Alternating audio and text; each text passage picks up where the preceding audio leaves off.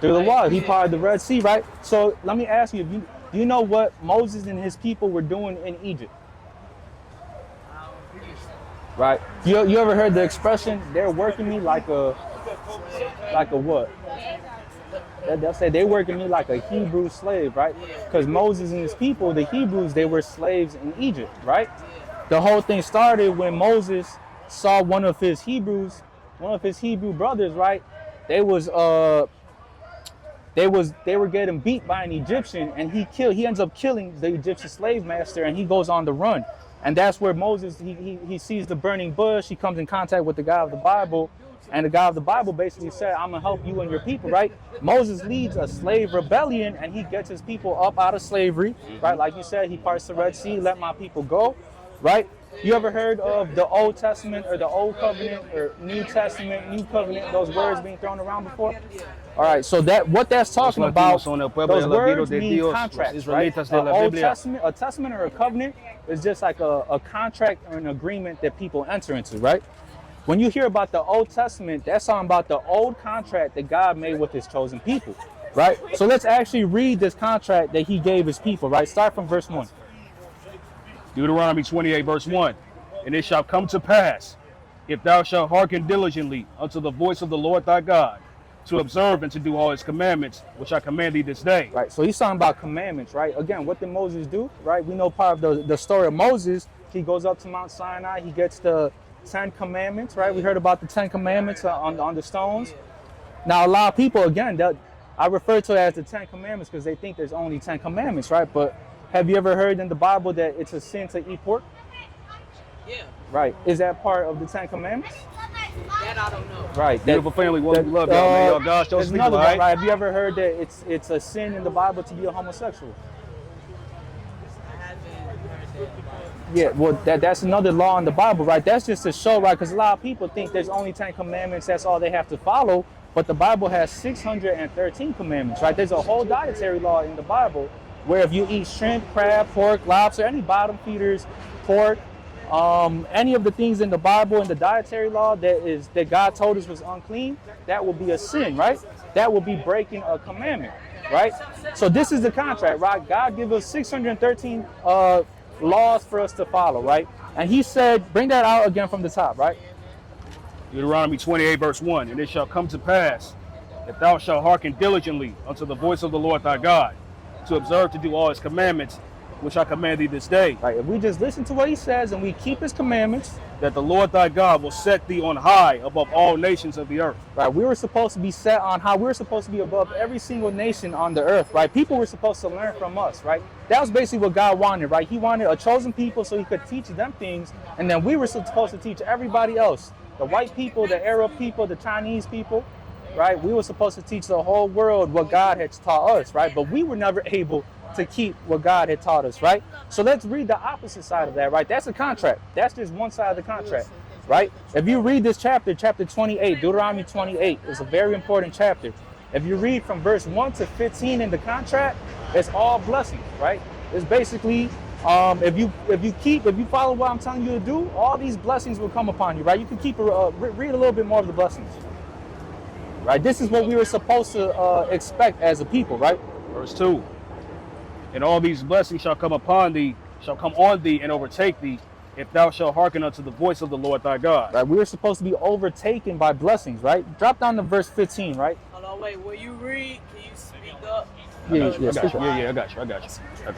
Right. Verse so 15. again, like I said, this is a contract, right? That's one side of the contract. Let's look at the other side of the contract, right? Bring that up. Deuteronomy 28, verse 15.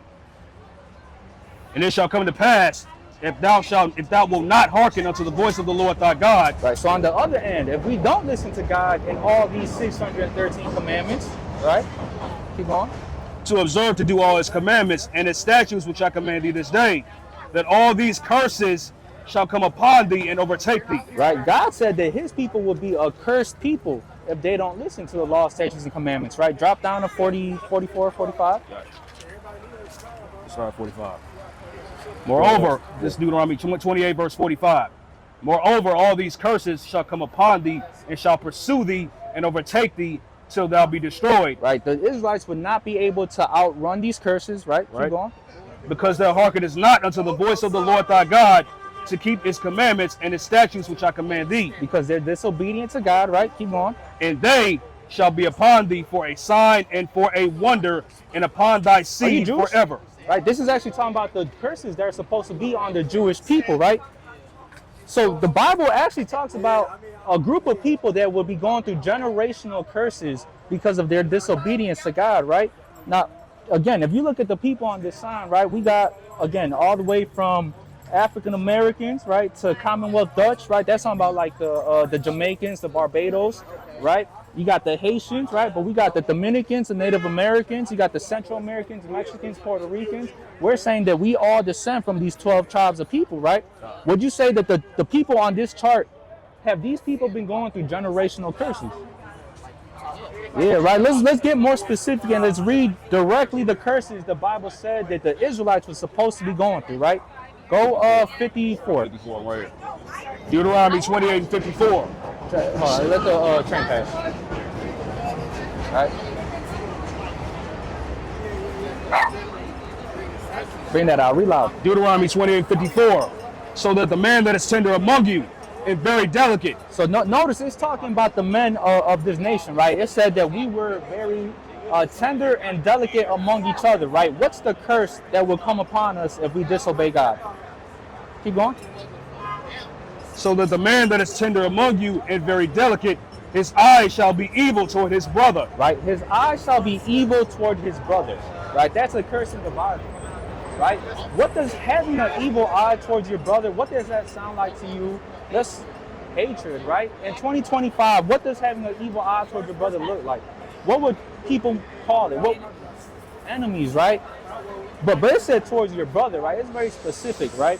What's something that we hear about plaguing the Black and Hispanic community, right? White people love saying these words, right? They call it black on black crime, or they say brown on brown crime, right? Have you ever heard of Asian on Asian crime, or white man on white man crime, or Arab man on Arab man crime? But in the Bible, the children of Israel, they were supposed to have an evil eye towards their brother, right? Let's keep going, right? That means that the Israelites would hate themselves, right? They would get into fights against each other, right? Keep going on that. Right.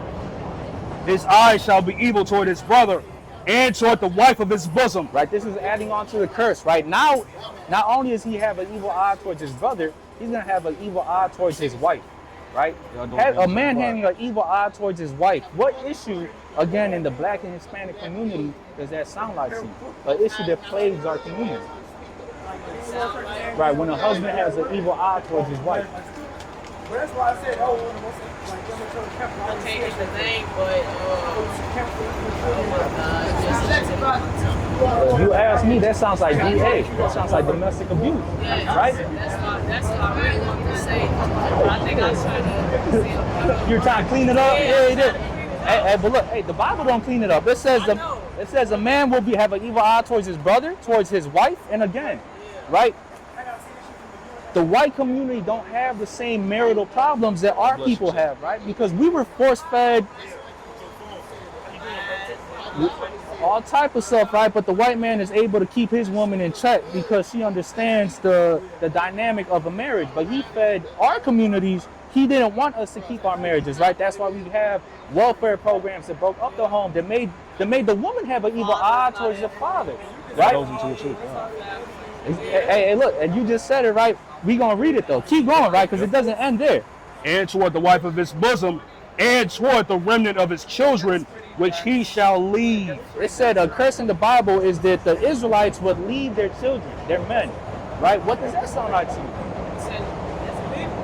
What? You say he needs his children? No. Read that again. It's a curse, right? Read it from the top. Got you. So that the man that is tender among you and very delicate, his eye shall be evil toward his brother. Right, black on black crime, brown on brown crime. And toward the wife of his bosom. Domestic violence. And toward the remnant of his children, which he shall leave. Right, he shall have an evil eye towards the remnant of his children, which he shall leave. Right, what does that sound like to you? The man leaving his family, leaving his children. Right, single parent households. Again, who does this affect in America? It affects blacks, Hispanics, and Native Americans. Right now in the Bible, it's saying that this affects the Israelites. right? The people that this affects in the Bible, they're called Israelites, How you doing, family? right? So again, even if we look at the people who are calling themselves Israelites today, right? Because who's calling themselves a Jew today? Who says we are the white people? Are they going through any of this? The Bible says that if they disobey God, which the white people do all the time, right?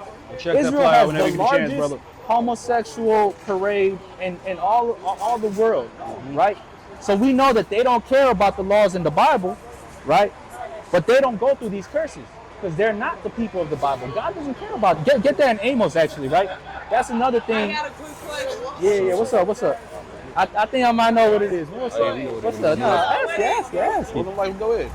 So, like you said, the curse and stuff about being gay and all this. Yeah.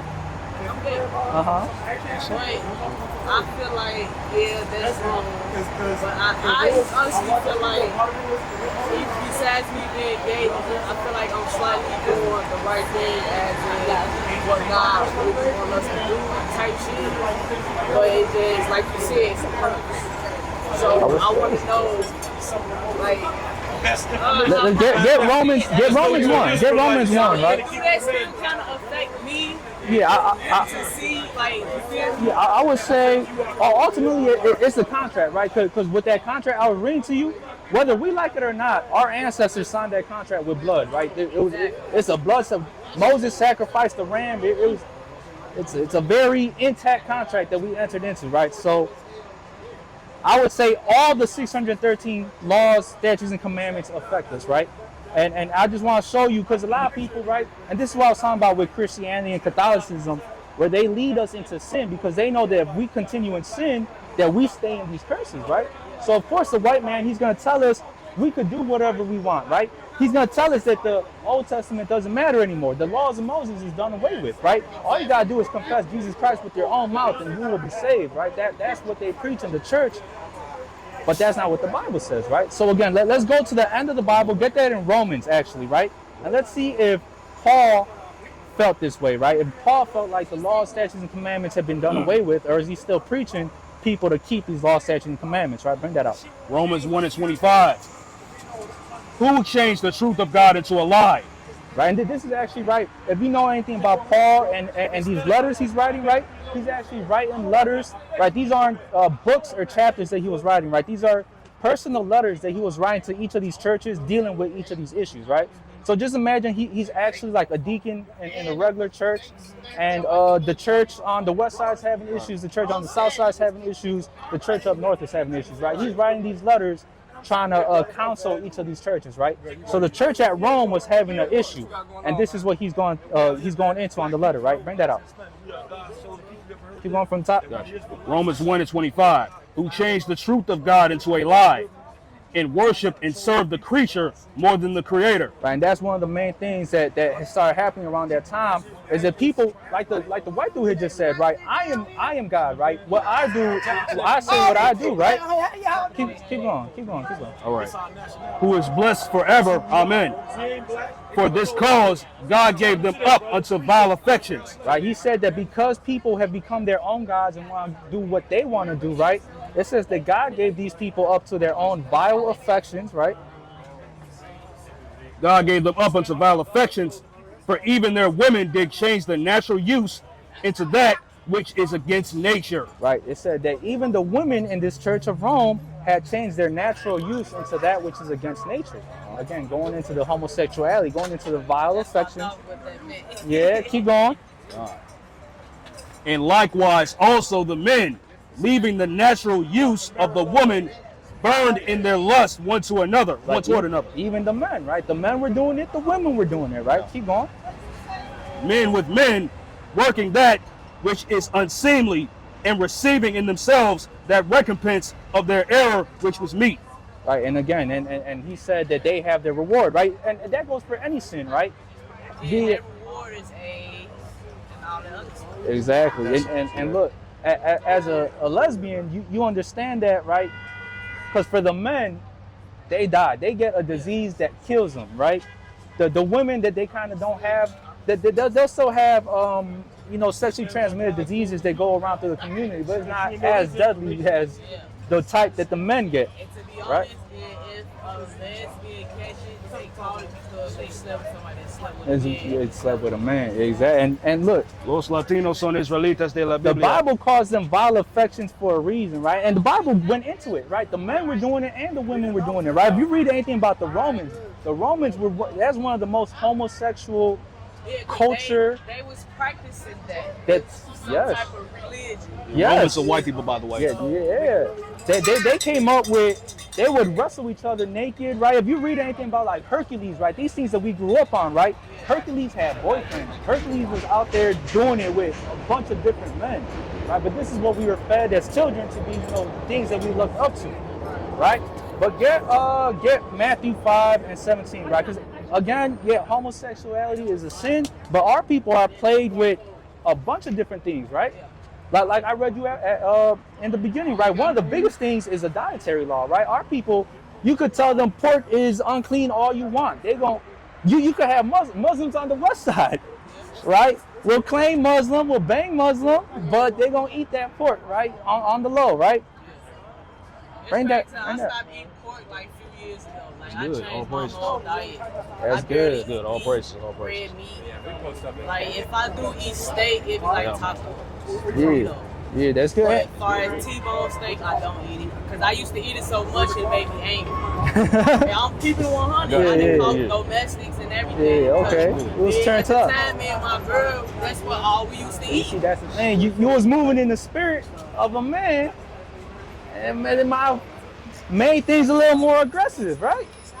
But look, we gonna read this, right? This is again red letter Jesus Christ. Again, this destroys everything the church teaches, right? Because the church will tell you it's okay to eat pork. It's high as hell, right? All right, Matthew 5:17. All right, bring that out again. Red letter Jesus Christ. On words. Think not that I am come to destroy the law. That's the first thing he said. He said, "Think not that I've come to destroy the law of Moses." Right? Keep going. Think not that I am come to destroy the law or the prophets. I am come not to destroy, but to fulfill. He's saying, real quick, I'm not going to destroy any of this, right? The Old Testament contains the major prophets, the minor prophets, and what they call the Torah. You ever heard of the Torah? I think I have. Yeah, so the Torah, you might hear more Jewish people refer to it as the Torah. All that means is the books of instruction, right? So the first 5 books of the Bible are called the Torah, and that's basically where you find the law, right? The 613 commandments I was talking to you about, you find that in Genesis, Exodus, Deuteronomy, Numbers, and Leviticus, right? The books of Moses, those are the books that Moses wrote.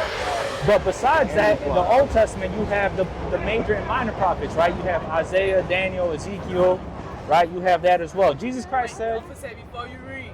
Now, to me, I'm on mad reading the Bible, but I kind of look at it a little off because I ain't gonna say pinpoint, they take stuff out and then put stuff in. So it's like, what Bible is it? exactly. That's a great, and look, that's one of the main things. Like I was an atheist growing up my whole life, right? It hasn't been about maybe the past 5 or 6 years I actually started looking into the Bible and studying it, right? But I had the same thinking as you, right? We all believe this is the white man's book. We believe that this book has been used to target our communities, right? And we kind of have an aversion towards this book, right? And a lot of us felt the same way, right? But you actually all we have to do is actually study the history of the book. Like, let me ask you this, right? Do you know where this book was compiled, right? Because the Bible is a compilation of 66. The current Bible. Book's supposed to be this thing. Yeah. So. I'm 31 years old. Right. So again, real quick, it's a compilation of 66 books, right? So when like I was telling you, Exodus, Genesis, Deuteronomy, those are different books that were written at different times, right?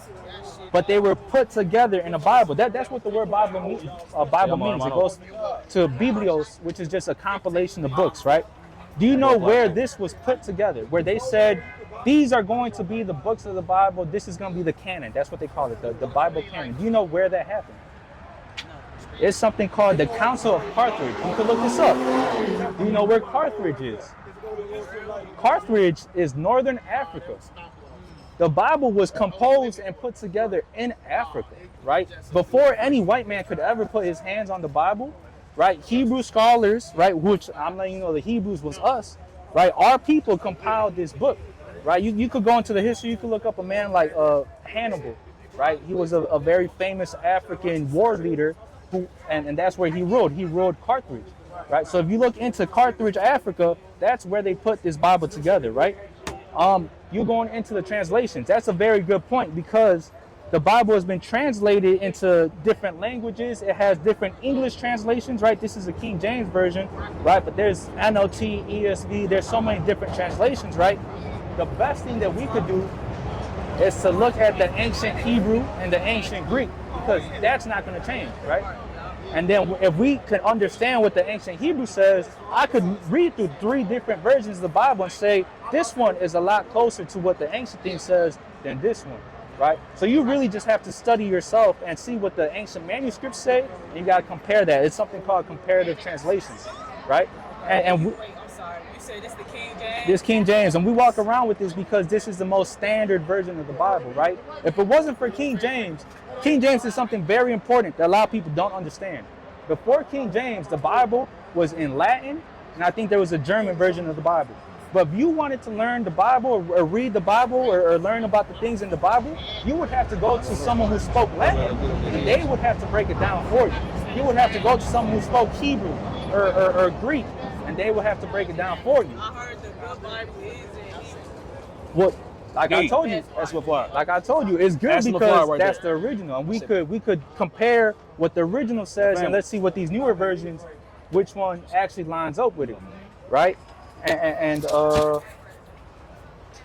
the King James, right? So King James commissioned the English translation, right? He made it so that you didn't need somebody else. If you knew English, you could just pick up the Bible and read it for yourself. You didn't need a Catholic Latin priest to break it down for you, right? And that's why it's important, because guess what? If I was out here reading out of a Hebrew Bible, who would stop and talk to me? Like, how would I be able to get these ideas across? Exactly, right? That's why we need these modern translations, right? Now, you So do you know King James also have another, the Money Bible? Yeah, you talking about the demonology. Yeah. So King James,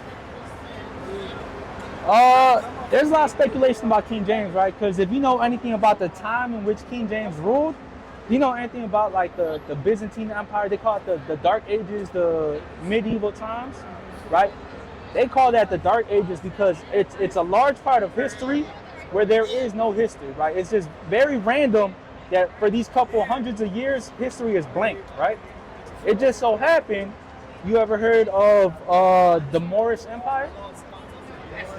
Yeah. You ever heard of the Moors, right? Yeah, the Lord. It's all black. It was black people. It was a mixture of black people, Arab people, and African people, right? But basically, that's what Moor meant. It meant a dark skin, right? So again, it wasn't just one people. It was just a bunch of dark skinned people who came together, right? But we were a part of that people, right? It wasn't about race. It was about skin color, right? That's why, because Arabs, there's some East Indians and there's some Arabs who's dark as hell who's gonna tell you I ain't black. I'm an Arab. I'm Arabian, right? That's why we say all skin folk ain't kin Los folk, mexicanos right? son el pueblo elegido de Dios. Yeah. Latinos son israelitas de la Right. Biblia, right? But damn, what was I just saying to you? We was going into the skin color. We was going into the Moors, right? Oh, the Dark Ages. The reason why there's such a gap in history is because black people were ruling the world. You had black nobility, you had black kings and queens. If you look up into history, right, Europe, it's actually named after a black queen named Europa, right? I think I heard that. Yeah, so the Moors, the Dark Ages, the medieval times, right, the times in which King James was ruling, we actually think we're led to believe that King James himself was a black man. He was part of that black nobility that was ruling during that time. And that's why a lot of people, they like to discourage him and they like to talk shit about King James, right? They like to say that he was a homosexual. They like to say that he was into all this demonology and all that stuff, which he was into that, right? But yeah, well, he was a Protestant too. That's the only other issue I have with King James, is that he was a Protestant, which means he was in a religion, right? And he actually influenced the Bible, right? In the Bible, in the New Testament, you have the word Easter in there. Now, Easter is actually a pagan religion. right? The actual word, what they meant to, what's supposed to be there in the Bible, it's talking about a holiday called the Passover, right? But King James translated it to Easter because he was a Protestant. He put his own religion into the translation, right? But again, he was a Protestant. He was into occultic studies, right? That's why he went into demonology. They stem that back to like King Solomon, right? They say Solomon had lesser key of Solomon. I'm crazy. I didn't even see that. Yeah, I didn't even see that. White people is crazy, bro. They do anything to their dogs, right? But yeah, that's what we say about King James, right? I ain't gonna say it's infallible because, like I just told you, he got the word Easter in there. That's not supposed to be in there at all. But it is the most standard version. You go to any church, you go. It's probably what your granny got at her crib. It's the King James version of the Bible, right? So that's what we use. Well, my grandmother sees that. Sorry to hear about that. Her Bible was all black, and like the paper, like this part was like gold. Yeah. Oh, So more than likely, it was something like this. Yeah. So yeah, more than likely. So my grandma had the same thing. Right. Yeah. So And growing up under her, I had my own. get that zeal of God, but not corn. That's what I was waiting. That's what. My children's Bible, it was like red gold. Yeah. Oh, they almost kind of look. Oh no, not that. But and look, we even got this up here, right, just to show people, right? Oh, hey, does anyone have a 1611? You got 1611? Do anyone got 1611? All right. So. How y'all get that? Right. You're absolutely right. So Gotta get it. look, so yeah. What I was asking for is a 1611 King James Bible, right? So what we have right here, this is a standard King James Bible, right? You could go into any Walmart and pick up this Bible, and this Bible only has 66 books in it. That's because this was taken out of it, right? If you have an original 1611 King James Bible, it includes the Apocrypha, which is 12 other books. 14. So it's 14, actually a collection. It's actually a collection of 80 altogether. Yeah, 14 other books, right? The Bible's supposed to be 80 books. It's supposed to be both of these. But again, the Protestants, well, which I told you King James was, right? The Protestants and Martin Luther, have you ever heard of a man named Martin Luther in history that isn't Martin Luther King? They're talking about they're talking about a Protestant man named Martin Luther, and that's what he did. He took these 14 books out of the Bible. That's what our people like to say too, right?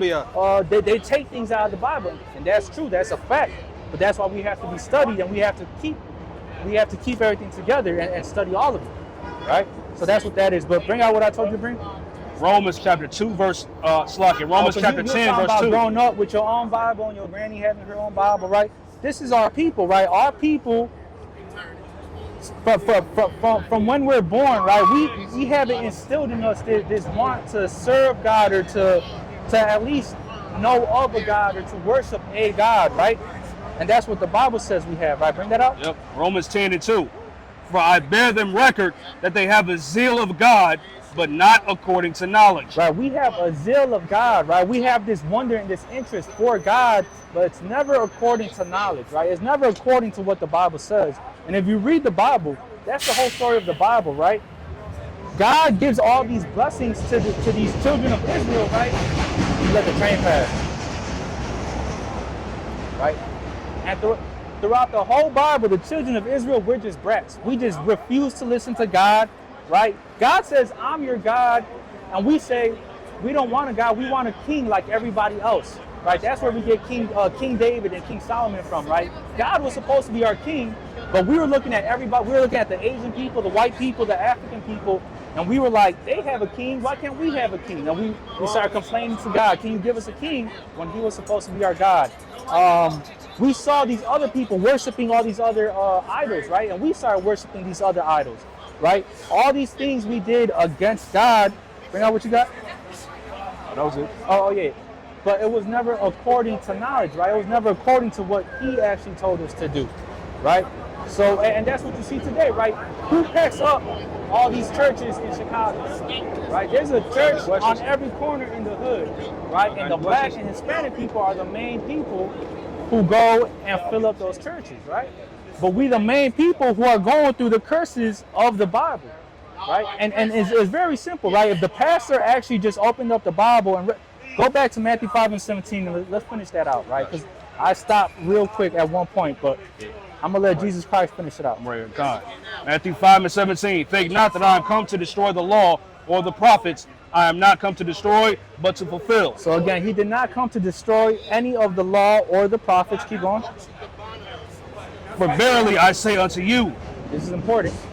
till heaven and earth pass, one jot or one tittle shall in no wise pass from the law till all be fulfilled. So Jesus Christ said that till heaven and earth pass, right? There's still a heaven and we're still standing on earth. He said not one jot or one tittle, right? That's talking about no cross of a T or no dot of an I will pass from the law until all be fulfilled, right? And if you just read the Bible, you'll know that there's prophecies that still have not yet been fulfilled. There's a whole end time chronology of things that are supposed to happen that have not yet been fulfilled, right? So off of that, we could conclude that the law, statutes, and commandments are still in effect, right? Let's keep reading though. Whosoever therefore shall break one of these least commandments, Right, Jesus Christ out of his own mouth said, if you break one of the least commandments, right? And again, there's 613 commandments, right? One of the least commandments, get this, right? For a man, if you're a man in the Bible and you shave your beard, shaving your beard is a sin in the Bible, right? That's talking about one of the least commandments, right? One of the littlest things that you think God might not care about me shaving my beard, right? Eating shrimp, the dietary law, right? What you eat, right? A lot of people might not think that's so significant, right? For us to eat pork, right? Oh, I accidentally ate pork or whatever, right? Jesus Christ said the least commandment, right? If you break one of these least things, right? What's going to happen? whosoever shall break one of these least commandments and teach and shall teach men so, Right? And not just break them, right? You're teaching other people. It's cool to break these.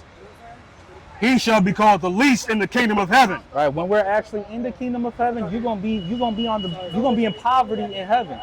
That's basically what it's saying, right? Who wants to be in poverty in heaven, right? Nobody wants to be on the lowest rung of society while they're in the kingdom of heaven, right? But what does he say? If you want to get on top, right? But whosoever shall do and teach them, the same shall be called great in the kingdom of heaven. Right, and that's what we're out here doing. We want everybody, we want all our people to be great, right? So it's time for us to return to these laws, statutes, and commandments, right? To be great. Los Latinos son israelitas de la And really, Biblia. at the end of the day, no one wants to go through generational curses, right? Get 68, right? We're gonna bring out the last curse. We can let you go on this. I know you've been here for a long time. I don't want to hold you up all day. I got you. And we thank you for Right, yeah, we thank you for stopping, sis. Get 68, right? This is going to be one of the major indicators to show who the children of Israel are, right? And this is a curse in the Bible. This is actually the last curse in that chapter, Deuteronomy 28, right? So let's bring it up. Deuteronomy chapter 28, verse 68. And the Lord shall bring thee into Egypt again. Right, so real quick, I just told you that Deuteronomy takes place after Moses let the children of Israel out of Egypt, right? They just came out of Egypt. It's the green and the orange. So again, start from the top, right? Just keep that in mind, right? They just came out of Egypt. Deuteronomy 28 and 68. And the Lord shall bring thee into Egypt again with ships. This time with ships, right? What did I tell you they was doing in Egypt? They were slaves, right? God said that I'm going to take you back into slavery. He said this time with ships, right? And that's important because I told you, you even told me, right? Moses and the Israelites walked out of Egypt. They parted the Red Sea. They didn't need a ship to go in or to go out of Egypt, right? Egypt and Israel are not divided by a body of water. You walk in, you walk out, right? So God, and he tells you in the very next verse, right? He's letting you know this is a different Egypt. This is a different slavery that I'm going to send you on ships, right? Keep going. By the way whereof I spake unto thee, thou shalt see it no more again. Right, so that old Egypt that you just came out of, you won't see that again, right? And there ye shall be sold unto your enemies. So he said, when you step off of those slave ships, right? Wherever you land, you're going to be sold unto your enemies for what? For bondmen and bondwomen, and no man shall buy you. For a slave man and for slave women, and no man shall redeem you, right? That word buy means redeem, right? So that what does that sound like to you? People who go to slavery on ships and get sold once they hop off those ships. Whose history is that talking about? That's all history, right? Now let me ask you, have white people ever gone to slavery on ships? Have Asian people ever gone to slavery on ships? Have Arab people ever gone to? Who has gone to slavery on ships, right? It just so happens it's the blacks, Hispanics, and Native Americans, and it just so happens that the Israelites in the Bible are supposed to go through that slavery on ships. Real quick, get 17 and 4, right? Or actually stay right there. Who did the Bible say Shalom, that we will be shalom. sold? Shalom, King Shalom. Shalom. Oh yeah, come on. Shalom. Baraka Yahba Shem Yahushua. Right? Read that again. Notice who God told us we will be sold unto, right? Read that again. God. And there. And there ye shall be sold unto your enemies. Who were we sold unto when we hopped off? What did God just call the white people? He called them our enemies, right? Imagine if we read this Bible and we knew that those were supposed to be our enemies. How much history would have changed if we just opened up this Bible and actually read it, right? But if we all come together, get 17 and 4, and then get Zephaniah 21. all this will stop. Exactly, and that's why Then they won't have no type of right. and that's why it makes sense why, especially in Chicago, they push the blacks versus Latino issue. They love pushing the black gangs versus Latino gangs, or this is a Latino neighborhood, black people shouldn't come here, or this is a black neighborhood, Latinos shouldn't come here. They love pushing that because they know if the blacks and the Latinos came together, just like in the 70s, right? Chicago has a history of the Black Panther Party going with the Brown Berets, getting with all the other marginalized people in the area, and what happens, right? Fred Hampton ends up dying, right? They end up killing all these leaders, right? But bring that out, Jeremiah 17 and 4. Like I said, I'm gonna let you go right after this, right? Jeremiah chapter 17, verse 4. And thou, even thyself, shalt discontinue from thine heritage that I gave thee. Right. Again, this is another prophecy that God gave towards the children of Israel, right? He said that it's going to be a prophecy that these people would discontinue from their own heritage, right? So all this history that I'm reading to you about, it was prophesied that our people would lose it, that we would forget all about this, right? And what else? And I will cause thee to serve thine enemies in the land which thou knowest not. And again, something we're familiar with, right? Slavery to foreigners in the land that we know not, right? Keep going. For ye have kindled a fire in mine anger, which shall burn forever. But that's the point, right? We've kindled a fire in God's anger, right? We keep making God mad, right? All praises, we man. call him our heavenly Father, and we continue to disobey him, right? On earth, if you disobey your Father, he's going to put belt to ass. So what do you think God did to his chosen people who were kept disobeying him? Belt to ass, slavery. That's what happened, right? And that's why, you know, a lot of our people, right, they'll look at slavery and they'll say, God doesn't love us, right? If God loved us, where was he during slavery, right? But we got to ask ourselves, what have we done for God to love us, right? God has done everything. God gave us the law, statutes, and commandments, right? He gave us a dietary law, right? That dietary law, it doesn't kill God if we eat shrimp, crab, pork, or lobster, right? It kills you if you eat shrimp, crab, pork, or lobster, right? But he told you, he gave you that heads up so that you could live longer, right? He gave you wisdom to better your life, and you keep throwing it away, right? You're basically disrespecting the wisdom that he gave you, right? And when you keep disobeying him, right? So again, the main point of why we out here, right, is it's time for our people to wake up to, first of all, understand who we are as a people, right? Understand that we descend from the people of this Bible, from all the mighty men, the prophets, King David, King Solomon, the kings and the prophets of this Bible, right? But after that, we got to understand why we're in the conditions we're in today, right? And what our point is as God's chosen people, right? You got something to close off on? Yeah, I got it. Bring it out. This is the book of Ecclesiastes, chapter 12, verse 13. Let us hear the conclusion of the whole matter. And real quick, Ecclesiastes, that's a book written by King Solomon, right? The wisest man who ever walked the earth, right? And it's just a book full of wisdom. And this is how he concludes this book of wisdom, right? He says this is the conclusion of the whole matter. The end of it is this, right? Fear God and keep his commandments, for this is the whole duty of man. Right. At the end of the day, we was put on earth to fear God and to keep his commandments. If we align ourselves with that, all the blessings that God has for us will come towards us, right? And that's what we gotta do, right? We gotta, one, remind our people who we are, right? So it's a each one teach one type of thing. But it's also, we got to start walking like Jesus Christ walked, right? He didn't break no law, statutes, and commandments. And he came to show us an example that that's possible, that we could do the same thing he did, right? There's a verse in the Bible that every Christian knows that says, I could do all things through Christ who strengthens me. But when I tell them to keep the commandments, when I tell them to keep a Sabbath day, when I tell them don't eat shrimp, crab, pork, lobster, they turn into, oh, that I can't do that, bro. No brother could do that, right? That's impossible for them. But you know, they'll quickly quote that verse off the top of their head for anything else. So that's what's plaguing our communities. That's why our communities are filled with so much violence, right? So that's why we get treated with so much inequality. And that's why all these other nations have always been above us, is because we're God's chosen people and we're meant to keep his laws, statutes, and commandments. And the more we sin and disobey God, the more all these other people are able to get up on top of us, right? The sin keeps us at the bottom rung of society, right? If God isn't on our side, nothing good could happen for us, right? But how do we get God on our side? Just listen to what he said, right? It seems simple, right? But like I said, it's a walk. I appreciate you stopping by. I appreciate you taking Let me just say this real quick, too. Let me just say this real quick. I know you got to leave, right?